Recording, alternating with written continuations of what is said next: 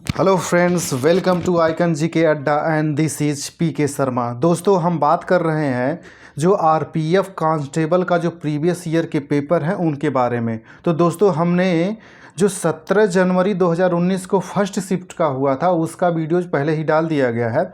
आज हम बात करने वाले हैं जो 17 जनवरी 2019 को जो शिफ्ट थर्ड था, जो तीसरा शिफ्ट था, उस पेपर के बारे में। तो दोस्तों, जो लोग चैनल पे नए आए हुए हैं चैनल को सब्सक्राइब कर लेंगे ताकि उन्हें समय से वीडियोज़ मिलती रहे। और दोस्तों, कांस्टेबल और एसआई दोनों के प्रीवियस ईयर के पेपर के वीडियोज आपको इसी तरह से कंटिन्यू मिलते रहेंगे जब तक कि सारे शिफ्ट के पेपर सॉल्व व्याख्या के साथ ख़त्म नहीं हो जाते हैं। और दोस्तों, मेरा जो वीडियोज होगा वो बाकी लोगों के वीडियो से 4-5 मिनट थोड़ा सा ज़्यादा होगा, इसलिए परेशान मत होना। और ज़्यादा होने का रीज़न ये है कि जहाँ पे जिस क्वेश्चन में व्याख्या की ज़रूरत पड़ेगी मैं उसकी व्याख्या भी करते चलूँगा, ताकि एक क्वेश्चन से आपके 3-4 क्वेश्चन तैयार हों।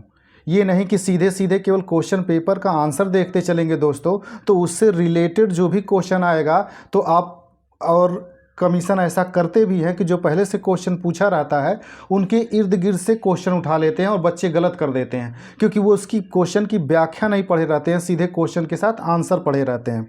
तो दोस्तों, फिर से मैं कह रहा हूँ, जो लोग चैनल पर नए आए हुए हैं चैनल को सब्सक्राइब कर लें। और आज दोस्तों, जो 17 जनवरी 2019 को आरपीएफ कांस्टेबल का पेपर हुआ था उसका शिफ्ट थर्ड के बारे में हम लोग पूरी व्याख्या के साथ देखने वाले हैं। तो दोस्तों, आते हैं हम अपने पहले क्वेश्चन पे। हमारा पहला क्वेश्चन है दोस्तों, इनमें से कौन सा विकल्प हवा की धूल और धुरी के कारण प्रकाश के फैलाव की घटना को उजागर करता है? तो टिंडल प्रभाव है जो है, ये टिंडल प्रभाव ये क्या करता है? हवा की धूल और धुरी के कारण प्रकाश के फैलाव की घटना को उजागर करता है। अगला है दोस्तों, निम्नलिखित में से किस समिति को चालू अर्थव्यवस्था समिति कहा जाता है? चालू अर्थव्यवस्था समिति कहा जाता है अनुमानित समिति की। जो समितियां होती हैं, जैसा कि देखे होंगे दोस्तों, पॉलिटी आपने पढ़ा होगा तो उसमें बहुत सारी समितियों का गठन किया जाता है। जैसे एक पॉपुलर समिति है लोक लेखा समिति, वैसे ये समितियां होती हैं। तो जो चालू अर्थव्यवस्था समिति होती है उसको अनुमानित समिति कहा जाता है। अगला है दोस्तों, बैडमिंटन खेल निम्नलिखित में से किस शब्द से संबंधित है? तो बैडमिंटन खेल जो है ये ड्रॉप शब्द जो है ये बैडमिंटन खेल से संबंधित है। अगला है दोस्तों, राष्ट्रपति और राज्य मानवाधिकार आयोग के सदस्यों को कौन हटा सकता है? अध्यक्ष। दोस्तों, ये क्वेश्चन, ये जो राष्ट्रपति है ये गलत है। ये जो राज्य मानवाधिकार है सदस्यों को हटा सकता है ये अध्यक्ष, ये वाला राष्ट्रपति नहीं होगा शब्द, इसकी जगह कोई दूसरा शब्द होगा। ये कमीशन ने ही, मंत्रालय के ही साइट पे ये क्वेश्चन गलत दे दिया गया था। अगला है दोस्तों, निम्नलिखित राजवंशों में से किसने सिजेरियन शैली की वास्तुकला का परिचय दिया? तो सिजेरियन वास्तुकला का जो परिचय है वो चालुक्य है। चालुक्य जो शासक थे, इनकी जो वास्तुकला शैली थी इसे सिजेरियन शैली के नाम से जानी जाती है, सिजेरियन शैली। और एक चीज़ याद रखिएगा दोस्तों, जो चोल वंश थे, चोलों के द्वारा जो भी मंदिर दक्षिण में निर्माण करवाया गया है वो द्रविड़ शैली के नाम से जाना जाता है। तो चोलों ने जो बनवाया है वो द्रविड़ शैली, जैसे कि चोल शासक राजराज प्रथम ने बृहदेश्वर में तंजौर या बृहदेश्वर बोला जाता है, तंजौर की बृहदेश्वर में एक कैलाश मंदिर का निर्माण करवाया था। तो वो चोल शासक राजराज प्रथम था और चोलों द्वारा जो स्थापित शैली थी मंदिर की वो द्रविड़ शैली के नाम से जानी जाती है। अगला है दोस्तों, परमाणु केंद्र में परमाणु संख्या की कुल संख्या होती है। तो परमाणु केंद्र में परमाणु संख्या जो होती है ये प्रोटॉन जितने होते हैं, इन्हीं प्रोटॉनों की कुल संख्या को परमाणु संख्या कहा जाता है। किसी परमाणु के केंद्र में जो प्रोटॉनों की संख्या होती है वो उसी को उसका परमाणु संख्या कहा जाता है। इसीलिए क्वेश्चन भी पूछा है कि परमाणु केंद्र में परमाणु संख्या की कुल संख्या होती है। तो जितना प्रोटॉनों की संख्या होती है वही परमाणु संख्या कुल होती है। अगला है दोस्तों, जब किसी धातु को उसके पतले अक्षरों से बनाया जा सकता है तो उसे कहा जा सकता है, उसे वृद्धि कहा जा सकता है दोस्तों, वृद्धि। अगला क्वेश्चन है दोस्तों, न्यूटन के दूसरे गतिशील नियम के अनुसार किसी वस्तु पर कार्य करने वाला बल उत्पादन और से हटा दिया जाता है। पहले वाले में होगा सामग्री और त्वरण, ये दो चीज़ें हैं, सामग्री उत्पादन, सामग्री और त्वरण से हटा दिया जाता है। अगला है दोस्तों, अनाज जमा मुख्य रूप से फिर डैश डैश में लगाए जाते हैं केसर। अनाज जमा जो है मुख्य रूप से केसर में लगाए जाते हैं। अगला है दोस्तों, भारत के किस राज्य में जवादी, दोस्तों ये गड़बड़ लिखा, जवादी होता है, जवादी और सेवराय पहाड़ियाँ स्थित हैं। तो तमिलनाडु में पाई जाती, तमिलनाडु में जवादी और सेवराय पहाड़ियाँ पाई जाती हैं। दोस्तों एक चीज़ याद रखिएगा, ये वेरी इंपॉर्टेंट क्वेश्चन है, जवादी और सेवराय पहाड़ियाँ जो हैं ये अक्सर पूछता है क्वेश्चन में। ध्वनि की गुणवत्ता इसके द्वारा निर्धारित की जाती है, किसके द्वारा निर्धारित की जाती है? ये फ्रीक्वेंसी के द्वारा निर्धारित की जाती है दोस्तों। फ्रीक्वेंसी का मतलब हो गया दोस्तों ये आवृत्ति होता है, आवृत्ति। इसको याद रखिएगा कि आवृत्ति होती है, ये आवृत्ति से ध्वनि की गुणवत्ता का निर्धारण किया जाता है। पाल साम्राज्य का संस्थापक कौन था? तो दोस्तों पाल साम्राज्य का संस्थापक गोपाल था। ट्रॉफी के संबंध में MVP शब्द का पूरा नाम क्या है? तो ट्रॉफी के संबंध में MVP शब्द का पूरा नाम होता है अधिकांश मूल्यवान खिलाड़ी। इसका जो हिंदी होता है अधिकांश मूल्यवान खिलाड़ी होता है। इसका होता है दोस्तों मोस्ट वैल्यूएबल प्लेयर, याद रखिएगा मोस्ट वैल्यूएबल प्लेयर होता है दोस्तों। तो अधिकांश मूल्यवान खिलाड़ी। अगला है दोस्तों मिलिंद पन्हो पाठ किससे संबंधित है? तो मिलिंद पन्हो जो है ये बौद्ध धर्म से संबंधित है। अगला है दोस्तों, इनमें से किससे भारत के नए समुद्र मिले? इनमें से किससे भारत के नए समुद्र मिले? तो वास्को डिगामा जो था, वास्को डिगामा पहली बार यही भारत के केरल के कालीकट में आया था। अगला है दोस्तों, हैंडबॉल खेल के खेल क्षेत्र को कहा जाता है, जो हैंडबॉल खेल है इसके खेल क्षेत्र को कहा जाता है कोर्ट।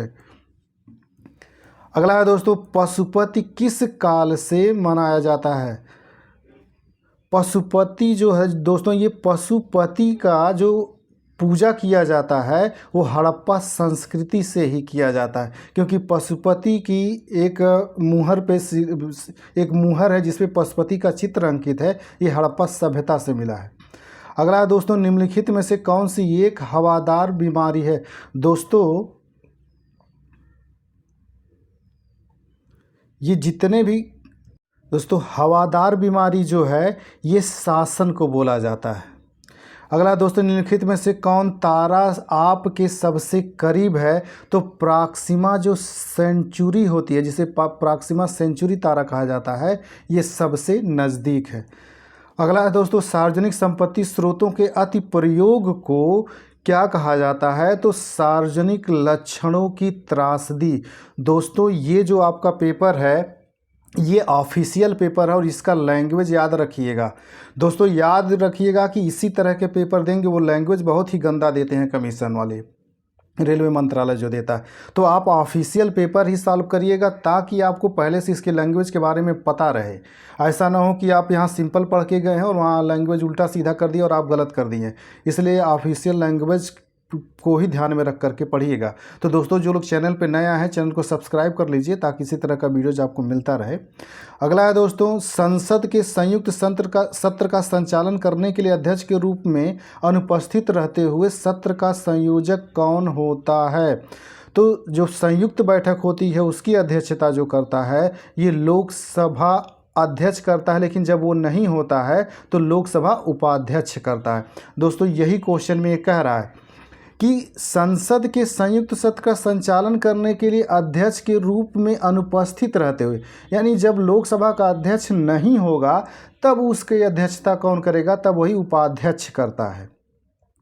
अगला है दोस्तों, पैरालंपिक में स्वर्ण पदक जीतने वाले पहले भारतीय कौन थे? तो पैरालंपिक में स्वर्ण पदक जीतने वाले पहले भारतीय मरियप्पन थंगवेले थे, मरियप्पन थंगवेले। अगला है दोस्तों, विभाजन में जन कोशिकाओं की तैयारी के लिए एक मूल कोशिका में विभाजित किया जाता है। तो जो दो समान होती हैं मूल कोशिका को दो समान कोशिका में विभाजित किया जाता है।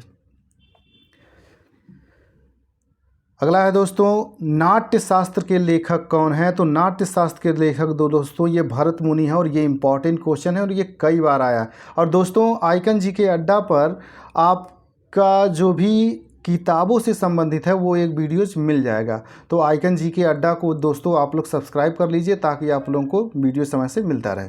अगला है दोस्तों, कौन सा अंतर राज्य परिषद मंत्रालय के अंतर्गत आता है? तो गृह मंत्रालय जो है ये अंतर राज्य परिषद मंत्रालय के अंतर्गत आता है।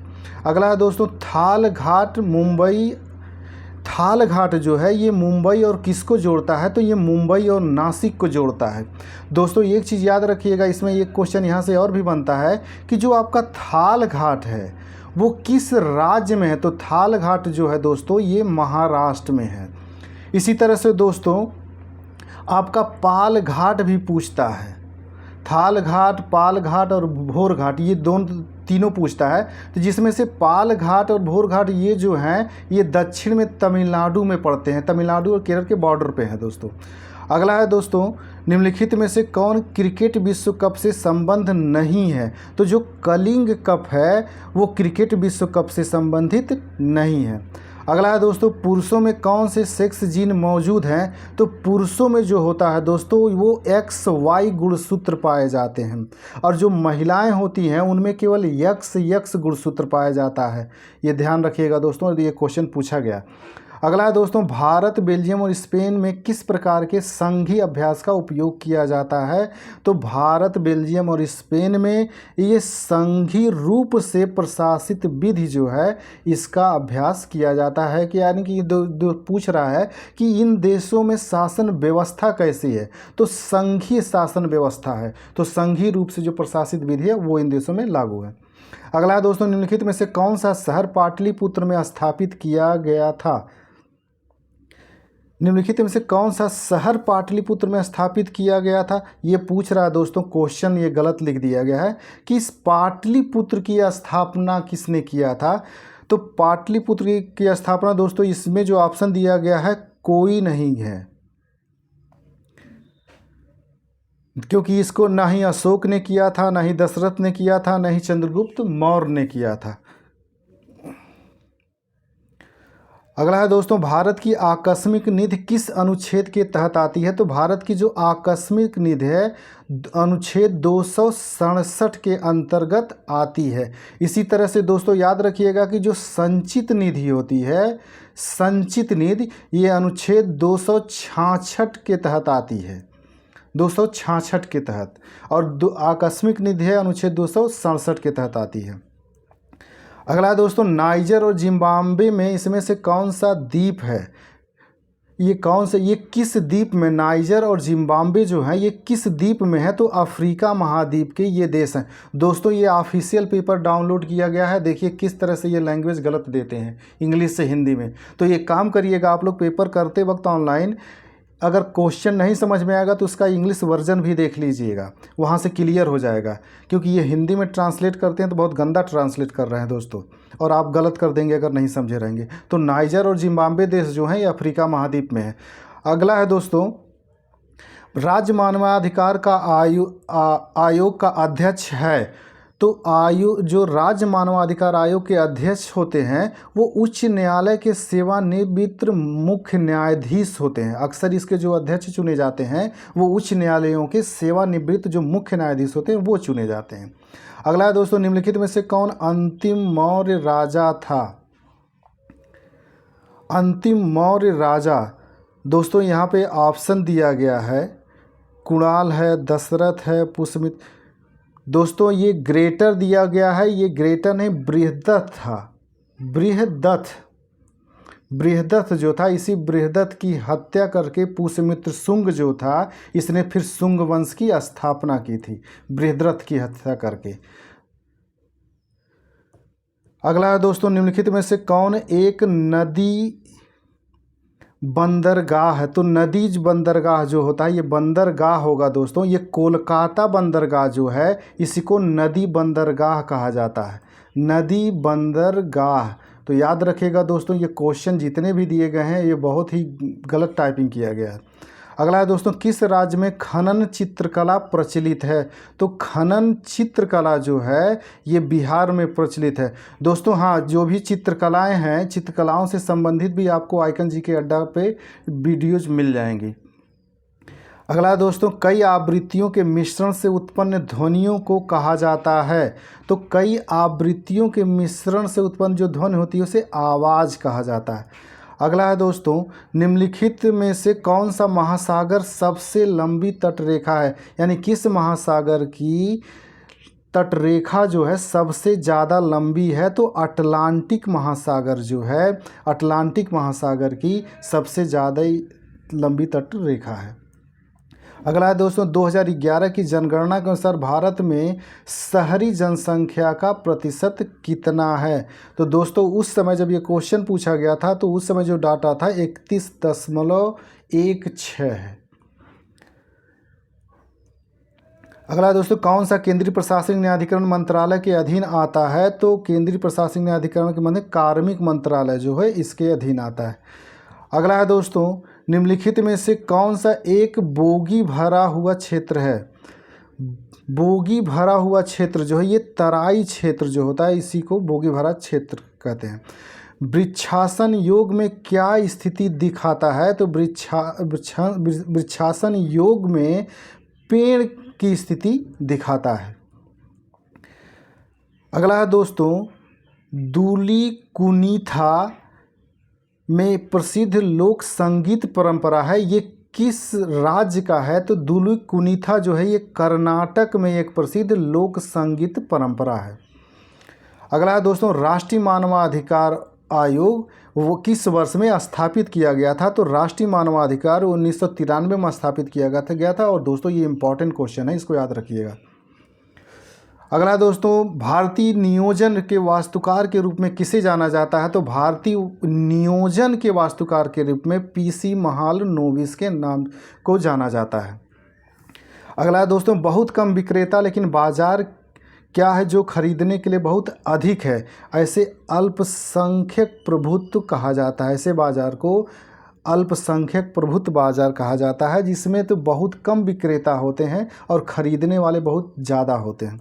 अगला है दोस्तों, भारत सरकार के माध्यम से खाद्यान्न खरीदती है, यानी भारत सरकार जो है किसके माध्यम से खाद्यान्न खरीदती है? जो पीडीएस के तहत बांटा जाता है वो भारतीय खाद्य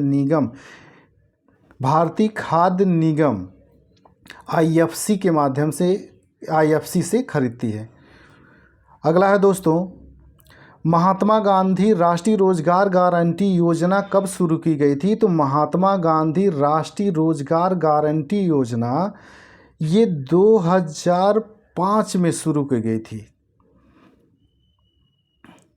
अगला दोस्तों, सिकंदर ने भारत पर किस वर्ष आक्रमण किया था? तो भारत पर सिकंदर ने ईसा पूर्व 326 यानी कि 326 बीसी ईसा पूर्व में सिकंदर ने भारत पर आक्रमण किया था।